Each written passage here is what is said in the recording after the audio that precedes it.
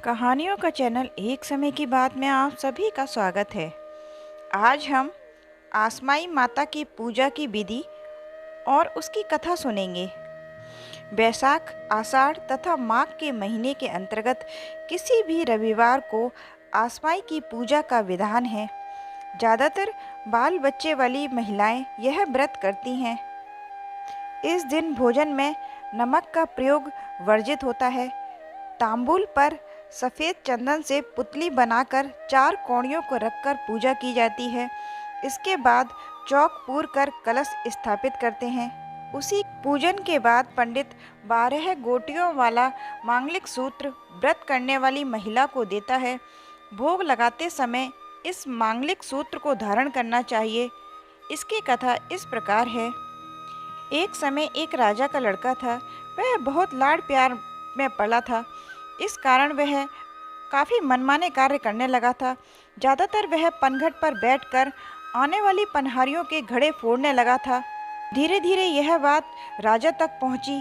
राजा ने आदेश निकाल दिया कि कोई भी पनघट पर मिट्टी के घड़े नहीं लेकर जाएगा। अब सभी स्त्रियां मिट्टी के घड़े की जगह पीतल व तांबे के घड़े लाने लगी। पर राजा का बेटा कहाँ मानने वाला था। अब वह लोहे व शीशे के टुकड़ों से पनहारियों के घड़े फोड़ने लगा। इस पर राजा बहुत क्रोधित हुआ तथा उसने अपने पुत्र को देश निकाला देने की आज्ञा दे दी। राजकुमार घोड़े पर बैठकर वनों को ओर चल दिया। रास्ते में उसकी मुलाकात 4 बुढ़ियों से हुई। अचानक राजकुमार का चाबुक गिर गया।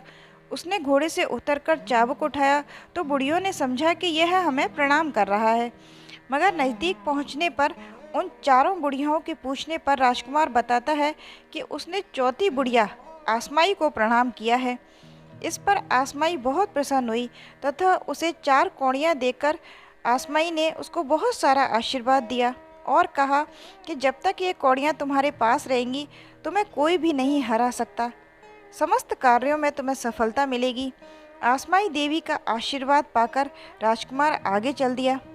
वह भ्रमण करता हुआ एक देश की राजधानी में पहुंचा। वहां का राजा जुआ खेलने में बहुत निपुण था, पर राजकुमार ने वहां के राजा को जुए में हरा दिया तथा उस राजा का राजपाट जुए में जीत लिया। तब वहां के बूढ़े मंत्री की सलाह से राजा ने अपनी बेटी का विवाह उस राजकुमार से कर दिया। राजकुमारी बहुत ही शीलवान तथा सदाचारणी थी। महल में सास ननद के अभाव में वह कपड़े की गुड़िया द्वारा सास ननद की परिकल्पना करके उनके चरणों को आंचल पसार कर छूती और आशीर्वाद पाने लगी। एक दिन यह सब करते हुए राजकुमार ने देख लिया और उसने राजकुमारी से पूछा, तुम यह क्या करती हो?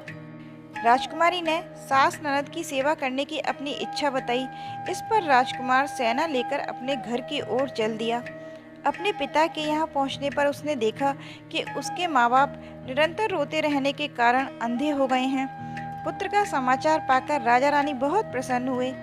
महल में प्रवेश करने पर बहू सास के चरण छूती है। सास के आशीर्वाद से कुछ दिन बाद उनके यहाँ एक सुंदर बालक का जन्म हुआ।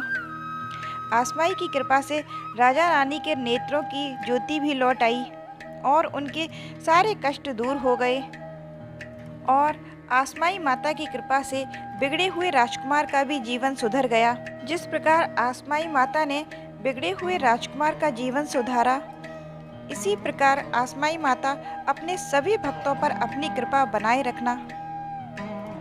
मिलते हैं अगली कहानी के साथ। जय श्री राम।